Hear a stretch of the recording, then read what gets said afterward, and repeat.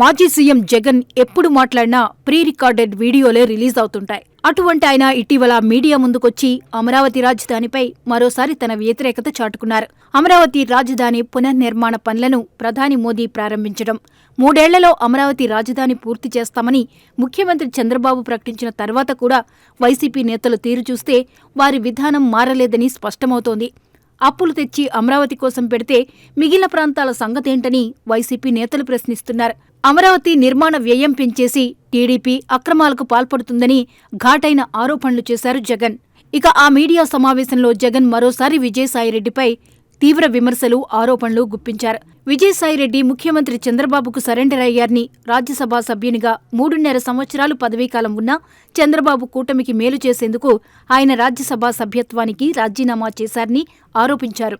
ఆ ఆరోపణలు, విమర్శలపై Vijayasai Reddy strong counter ఇస్తారని, జగన్ను ఉక్కిరిబిక్కిరి చేసేలా ఆ కౌంటర్ ఉంటుందని అంతా భావించారు. అయితే జగన్ విమర్శలపై విజయసాయి అసలు రియాక్ట్ కాలేదు. సోషల్ మీడియాలో కూడా ఎలాంటి కామెంట్ పెట్టలేదు. సాయిరెడ్డి రాజకీయాలకు గుడ్ బై చెప్పి వ్యవసాయమే తన వ్యాపకం అంటూ ప్రకటించారు.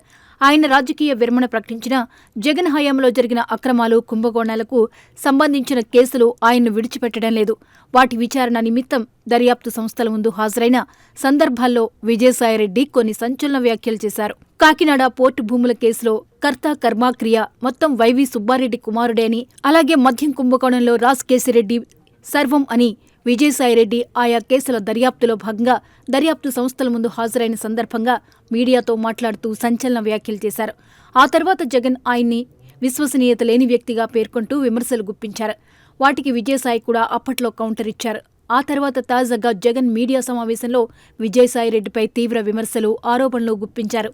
కూటమి ప్రభుత్వానికి మేలు చేయడానికి విజయసాయి తన రాజ్యసభ సభ్యత్వాన్ని అమ్మేసుకున్నారంటూ తీవ్ర వ్యాఖ్యలు చేశారు. వాటికి విజయసాయి నుంచి ఏ స్థాయిలో రియాక్షన్ ఉంటుందా అని అంతా ఎదురుచూస్తుంటే విజయసాయి కంటే ముందుగా దివంగత నటుడు నందమూరి తారకరత్న భార్య అలేఖ్యారెడ్డి తన ఫేస్బుక్లో పెట్టిన పోస్ట్ సంచలనం సృష్టిస్తోంది.